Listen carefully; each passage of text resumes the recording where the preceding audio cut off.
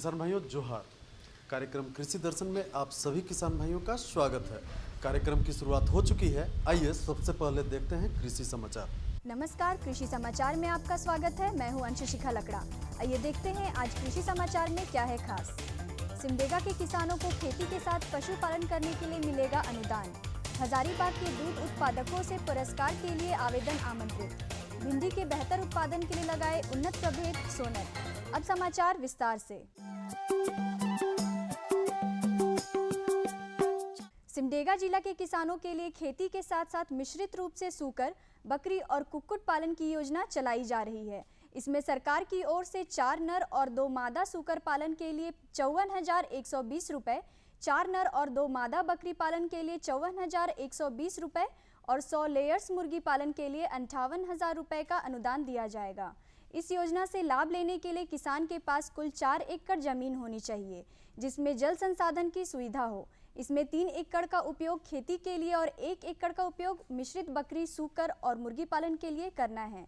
सिमडेगा के स्थानीय किसान प्रखंड पशुपालन पदाधिकारी या जिला पशुपालन कार्यालय से विहित प्रपत्र प्राप्त कर उसे पूर्ण रूप से भरकर अपने ग्राम पंचायत में जमा कर दें। हजारीबाग के ग्रामीण इलाकों के दूध उत्पादन से जुड़े पशुपालकों को उनके श्रेष्ठ कार्य के लिए पुरस्कृत करने की योजना है। इस योजना के अंतर्गत राज्य स्तर पर दूध उत्पादकों और गौ पालकों में से गोपाल रत्न, गोपाल भूषण और गोपाल श्री के लिए चुनाव किया जाएगा। साथ ही जिला स्तर पर सर्वश्रेष्ठ पशुपालकों और गौ पालकों को पुरस्कृत करने के लिए चुना जाएगा। पुरस्कार प्राप्त करने के इच्छुक पशुपालक या दूध उत्पादक आवेदन प्रपत्र अपने बायोडाटा के साथ जिला गव्य विकास कार्यालय हजारीबाग में जमा करें। आवेदन जमा करने की अंतिम तारीख 24 अगस्त 2017 है। किसान भाई बरसात के मौसम में फूलगोभी की खेती कर रहे हैं तो पौधों को जल जमाव से बचाने का उपाय करें। इसके लिए ऊंची जमीन का चुनाव करें, उसमें मेड़ बनाकर बीज लगाएं, साथ ही खेत में नाली बनाकर जल निकास की व्यवस्था करें। बरसात के मौसम में किसान भाई ध्यान दें कि किसी भी सब्जी फसल वाले खेत में जल जमाव ना हो। यही सावधानी फूलगोभी की खेती में भी होनी चाहिए। टाड़ खेत यानी ऊपरी जमीन में जल जमाव नहीं के बराबर होता है, इसलिए जो किसान अभी तक आगाध फूलगोभी की बुआई नहीं किए हैं वे इसके लिए टाड़ खेत का चुनाव करें। मेड़ बनाकर बीज बोए, इससे पौधा सतह से थोड़ा ऊपर रहेगा, जिससे बारिश से तत्काल होने वाले जल जमाव का दुष्प्रभाव नहीं होगा। इसके अलावा जल निकास के लिए खेती में अतिरिक्त नालियों की व्यवस्था करना ज्यादा बेहतर होगा। सबसे पहले तो जिस खेत का चुनाव कर रहे हैं वो ऊंचा होना चाहिए ताकि उसमें पानी ठहरे नहीं। फिर भी अगर खेत में पानी ठहरने की कोई भी गुंजाइश रहती है तो खेत को तैयार करते समय ही मेड़ बना लेना चाहिए ताकि किसी भी प्रकार पौधे के जड़ के आसपास पानी संग्रह ना हो सके। तो ये ख्याल रखना बहुत ज़रूरी है बरसात के दिनों में। किसान भाई बरसाती भिंडी की खेती के लिए अगस्त तक बुआई का काम किया जा सकता है। भिंडी के बेहतर उत्पादन के लिए परभनी क्रांति, पूसा A4, अर्का अनामिका, वर्षा उपहार, सोनल या सारिका लगाएं। बरसाती भिंडी की बुआई में 8 से 10 किलोग्राम बीज प्रति हेक्टेयर की दर से लगाएं, जबकि संकर प्रभेद की बुआई में 2.25 से 3.5 किलोग्राम बीज प्रति हेक्टेयर की दर से लगाएं। सामान्य प्रभेद की बुआई में कतारों के बीच 50 सेंटीमीटर और पौधों के बीच 25 सेंटीमीटर की दूरी अवश्य रखें। संकर प्रभेदों के बीच भी यही दूरी रखें। अच्छी उपज के लिए सामान्य प्रभेदों में परभनी क्रांति, पूसा A4, अर्का अनामिका या वर्षा उपहार लगाएं, जबकि संकर प्रभेदों में सोनल या सारिका लगा सकते हैं। सामान्य प्रभेदों की उत्पादन क्षमता 150 से 200 क्विंटल प्रति हेक्टेयर है और संकर प्रभेदों उत्पादन क्षमता 250 क्विंटल प्रति हेक्टेयर है। व्हील हो एक ऐसा कृषि उपकरण है जिसकी सहायता से किसान भाई टाड़ खेत में लगे फसल में निकौनी करने का काम कर सकते हैं। इसकी कार्य क्षमता 18 से 20 डिसमिल प्रतिदिन है। आज हम जानेंगे बैगन फसल में रासायनिक दवा के बिना बंधक और फल छेदक कीटों को कैसे नियंत्रित करें। किसान भाइयों, बैगन फसल में बंधक कीट और फल छेदक कीट के रोकथाम के लिए 5 गंधपाश यानी 5 फेरोमोन ट्रैप प्रति एकड़ की दर से खेत में लगाएं। कीट इसमें फंस जाएंगे और फसल कीट मुक्त रहेगी। और अब एक नज़र राज्य के 5 प्रमुख शहरों के मौसम के मिजाज पर। आज राज्य के 5 प्रमुख नगरों के अधिकतम और न्यूनतम तापमान कुछ इस प्रकार दर्ज किए गए। रांची का अधिकतम तापमान 28 डिग्री सेल्सियस और न्यूनतम 23 डिग्री सेल्सियस। जमशेदपुर का अधिकतम तापमान 31 डिग्री सेल्सियस और न्यूनतम 26 डिग्री सेल्सियस। मेदिनीनगर का अधिकतम तापमान 29 डिग्री सेल्सियस और न्यूनतम 25 डिग्री सेल्सियस। देवघर का अधिकतम तापमान 29 डिग्री सेल्सियस और न्यूनतम 25 डिग्री सेल्सियस। वहीं धनबाद का अधिकतम तापमान 29 डिग्री सेल्सियस और न्यूनतम 25 डिग्री सेल्सियस रहा।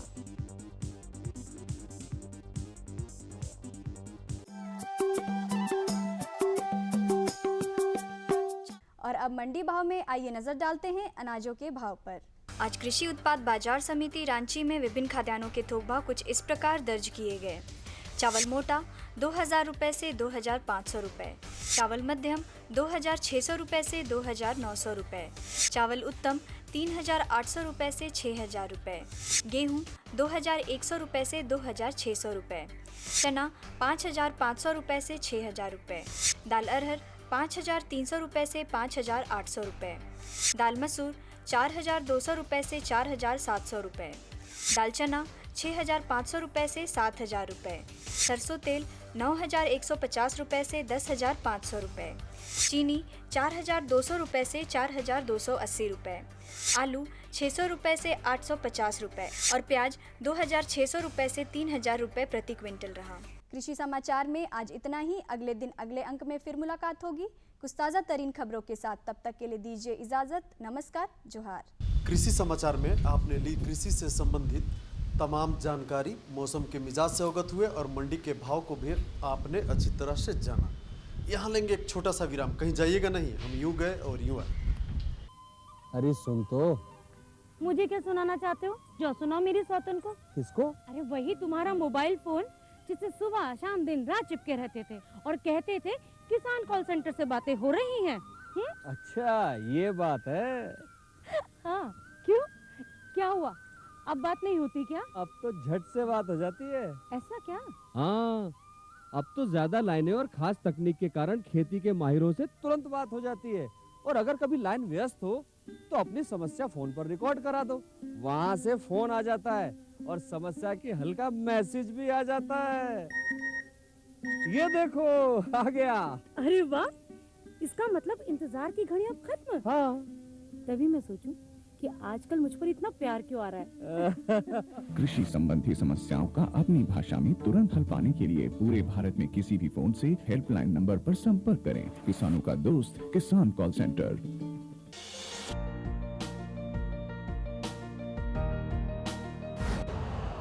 यूरिया का स्वदेशी उत्पादन 70 लाख टन बढ़ाने के लिए 6 उर्वरक संयंत्रों का उद्धार किया जा रहा है। FCIL के गोरखपुर, सिंदरी, तलचर और रामागुंडम संयंत्र, HFCL की बरौनी इकाई और BVFCL की नामरू फोर्थ। सोने पर सुहागा ये है कि देश में अब बनेगा सिर्फ नीम लेपित यूरिया, क्योंकि इससे होगा किसानों का फायदा ही फायदा। अनाज का उत्पादन 10% तक बढ़ेगा। बढ़ेगी 10 से 15% नाइट्रोजन क्षमता।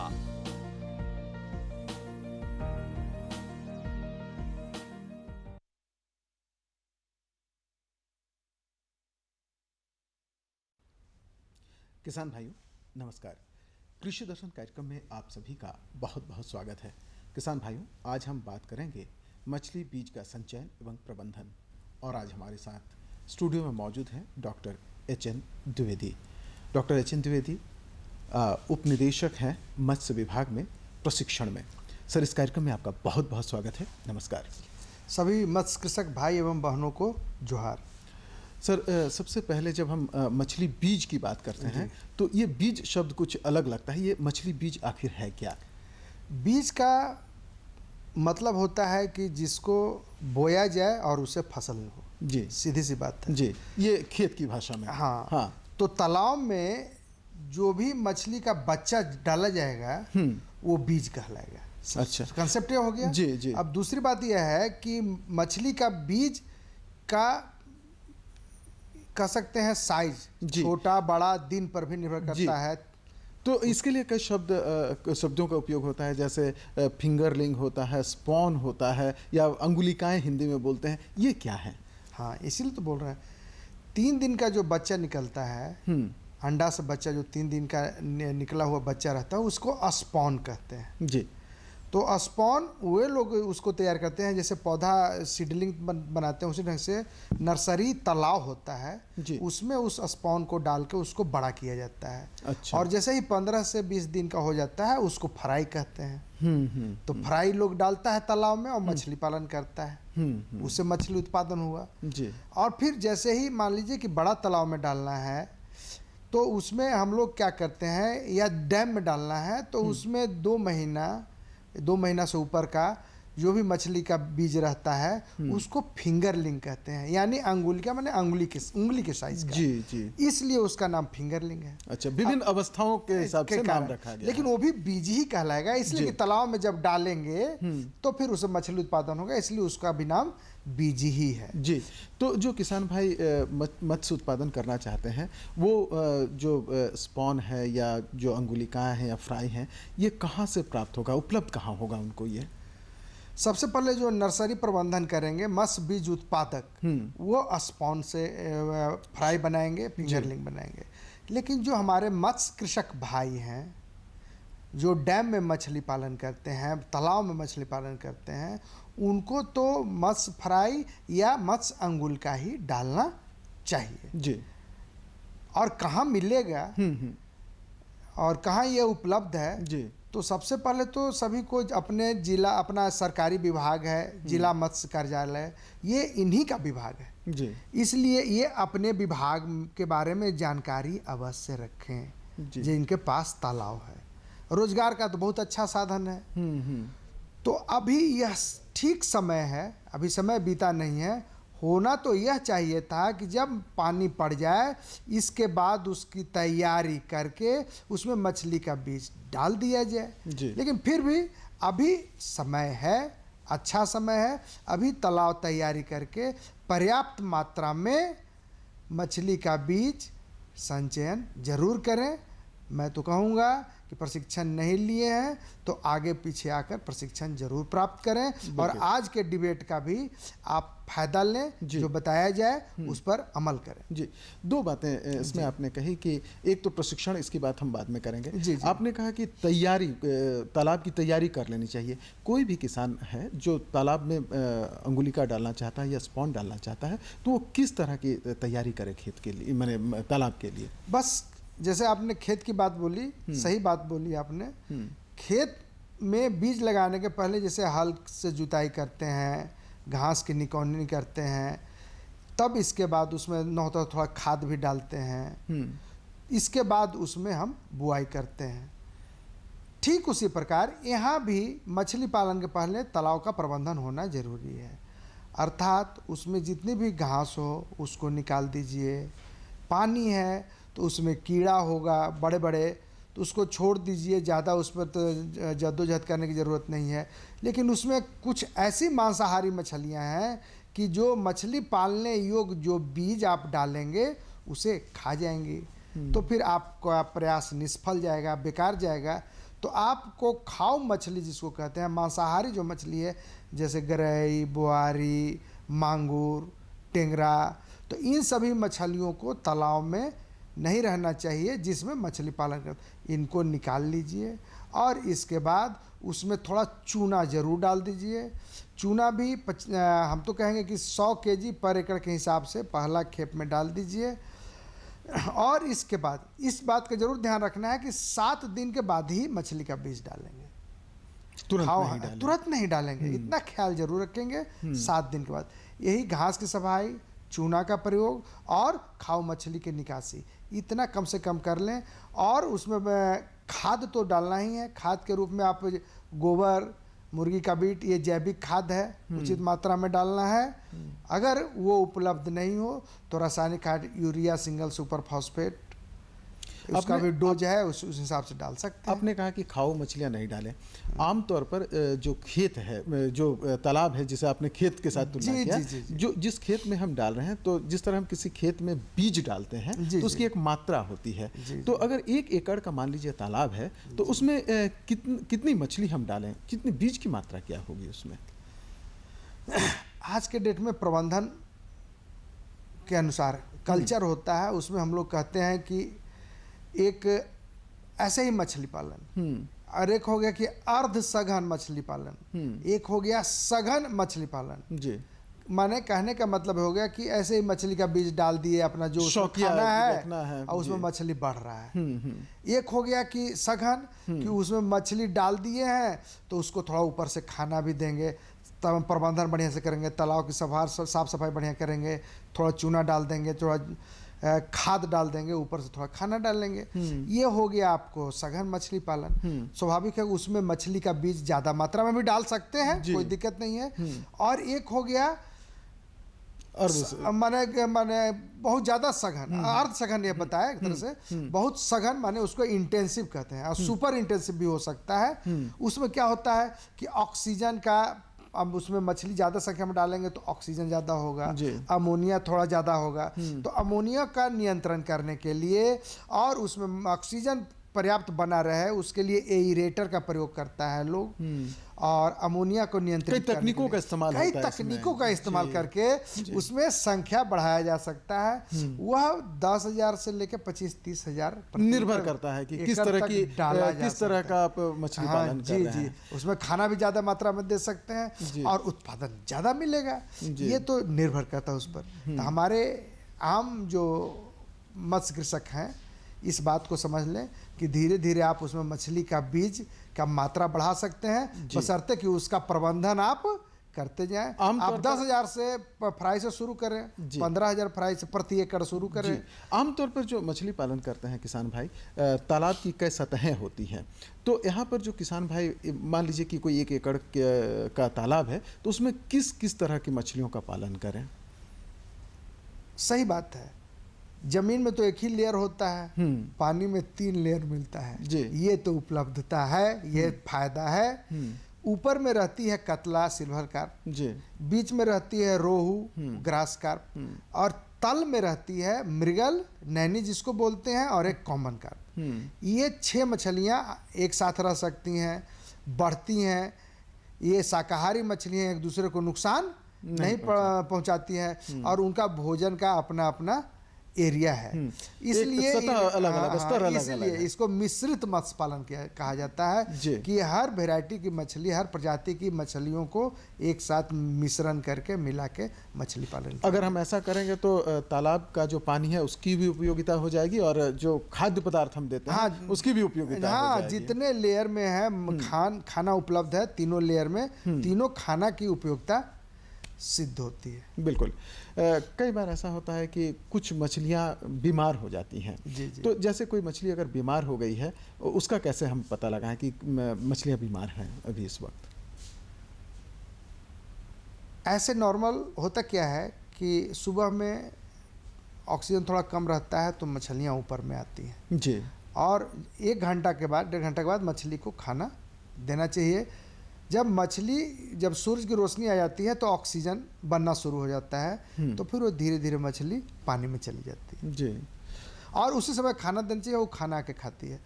होता क्या है कि यदि बीमार मछली पड़ जाए तो उसका मूवमेंट आपको पता चल जाएगा कि वो कुछ मछलियाँ सुस्त चल रही हैं। तो सुस्त चल रही हैं तो इसका मतलब है कि कहीं ना कहीं कुछ गड़बड़ है, और तुरंत विशेषज्ञ से इसकी जानकारी भी हासिल कर लेनी चाहिए। हाँ, उसमें बहुत ज़्यादा परेशान होने की जरूरत नहीं है। अभी जैसे जाड़ा आएगा तो जाड़ा में बीमारी की रोकथाम की जरूरत है। अभी भी बीमारी लग रही है तो मैं पूछता हूँ कि आपने पहले चूना का प्रयोग किया था? तो नहीं कर पाए थे। अभी पोटासियम परमैंगनेट का प्रयोग किया तो थोड़ा नहीं कर पाए थे। तभी भी बताते चूना का प्रयोग रामबाण है इसके लिए। जी, वो पानी का माने पीएच ठीक कर देता है, और इसलिए रोगाणु नहीं लगते, एसिडिक मीडियम नहीं रहता, अल्कलाइन हो जाता है, इसलिए बढ़िया रहता है सब कुछ। और चूना ही देंगे, पानी में तो बहुत ज़्यादा कुछ कर नहीं सकते हम लोग, और एंटीबायोटिक भी देते हैं हम लोग। जी, आपने भी प्रशिक्षण की बात की थी, तो कोई किसान इसे अपनाना चाहता है तो प्रशिक्षण कहाँ से प्राप्त करे, क्या व्यवस्था है इसकी? प्रशिक्षण की तो सर आप माने इस राज्य में राज्य स्तरीय आवासीय प्रशिक्षण की व्यवस्था है, जहाँ 200 रुपया मिलता है प्रतिदिन 5 दिन के लिए, आने जाने का भाड़ा मिलता है। अच्छा, जो प्रशिक्षण लेंगे उनको जी, तो वो जी। कैसे जुड़े इससे? बस अपने जिला मत्स्य कार्यालय में चले जाएं। अब तो अपने पंचायत में उनका कोई मत्स्य मित्र होगा या मत्स्य बीज उत्पादक हर जिला में, हर प्रखंड में, हर पंचायत तक पहुंच रहे हैं, तो उनको पता होगा कि मछली पालन विभाग से कौन कौन लोग जुड़ा हुआ है, उनके माध्यम से वो जा सकते हैं, पता ले सकते हैं। और बहुत बड़ी बात नहीं है, जिला में मिल जाएगा और जिला में जाके जानकारी ले लें और सीधे जाके मिलें। बिल्कुल, हाँ, कोई दिक्कत नहीं है। हम जो इतनी देर बात कर रहे थे, जो तालाब है उसमें परंपरागत ढंग से जो किसान चाहते हैं कि वो मछली का उत्पादन करें, झारखंड में झारखंड आज की तारीख में अग्रणी राज्य है केज के दृष्टि से। तो कोई किसान ऐसा है जो केज में मछली पालन करना चाहता है, तो वो किस तरह से बीजों का संचयन करे, क्या क्या व्यवस्था होगी उसकी? केज में मछली पालन करने के लिए हम लोग समिति के जो सदस्य हैं उनको प्राथमिकता देते हैं, उनके माध्यम से कराते हैं। इसलिए कि जलाशय में विस्थापितों की समितियां हैं जी, तो सबसे पहले तो उन्हीं को प्राथमिकता दी जाती है। और केज में भी मछली का बीज डालने का समय है, डाला जाता है। सबसे बड़ी बात है कि केज में बहुत कम जगह में, यानी अभी तो हम लोग बहुत प्रकार का केज बना रहे हैं। उसमें से एक जो शुरुआत जो किए थे वो था 6 मीटर, 4 मीटर और 4 मीटर गहरा जी, 6 मीटर लंबा, 4 मीटर चौड़ा और 4 मीटर गहरा, यानी कहने का मतलब 96 क्यूबिक मीटर स्क्वायर। उसमें कुछ ऊपर में भी जाल रह गया तो 80-85 क्यूबिक मीटर पानी रहता है। उसमें हम लोग 6000 से 8000 तक मछली का बीज डालते हैं, यानी कहने का मतलब 800 से 1000 प्रति क्यूबिक मीटर पानी, इतना सघन इसलिए डालते हैं वहाँ केज में कि उसका जो भी मल मूत्र रहता है वो समूचा डैम में चला जाता है, उसको फ्रेश ऑक्सीजन मिलते रहता है। तालाब में करेंगे इतनी ज़्यादा मात्रा में तो बहुत उपद्रव होगा, जैसे बताया कि ऑक्सीजन की कमी हो जाएगी, अमोनिया बढ़ जाएगा, तो मछली मरेगी। बिल्कुल। तो जो केज कल्चर में जो किसान भाई करना चाहते हैं, कुछ खास सावधानियां उनके लिए? एकदम बेशक, केज में तो अब पंगेसियस के मछली पालन कर सकते हैं। इसके बाद तिलैपिया एक प्रजाति है, उसका मछली पालन किया जा रहा है। ध्यान देना वहाँ यह है कि खाना पर्याप्त मात्रा में उनको मिलना चाहिए। जी, वहाँ तो प्राकृतिक आहार की तो कोई बात है नहीं उसमें। नहीं, ऊपर से खाना देना, ऊपर से खाना देना है, प्रोटीन फीड।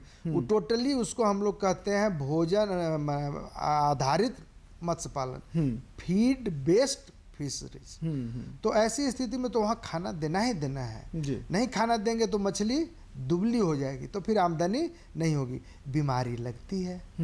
जाड़ा में पंगेसियस में थोड़ा सा कष्ट होता है उसको, तो वैसी स्थिति में थोड़ा सा चूना या थोड़ा सा फिर और भी एंटीबायोटिक दे के या फिर कुछ मछली को निकाल के कुछ उसको पतला करके और ढंग के बहुत सब उसमें दवा का प्रयोग करके और रोकथाम करके हम लोग बचाते हैं। और स्वस्थ यदि रहेगी मछली तो थोड़ा झेल जाती है। बिल्कुल। तो किसान भाइयों, आप मछली का उत्पादन करें, बीजों का संचयन करें और आपको अधिक से अधिक मुनाफा प्राप्त हो। आप हमारे साथ जुड़े इसके लिए आपका बहुत बहुत धन्यवाद। सर, आपने इतनी अच्छी जानकारी दी, इसके लिए आपका भी बहुत बहुत धन्यवाद। किसान भाइयों, आपसे चाहेंगे इजाज़त। नमस्कार, जोहार। नमस्कार।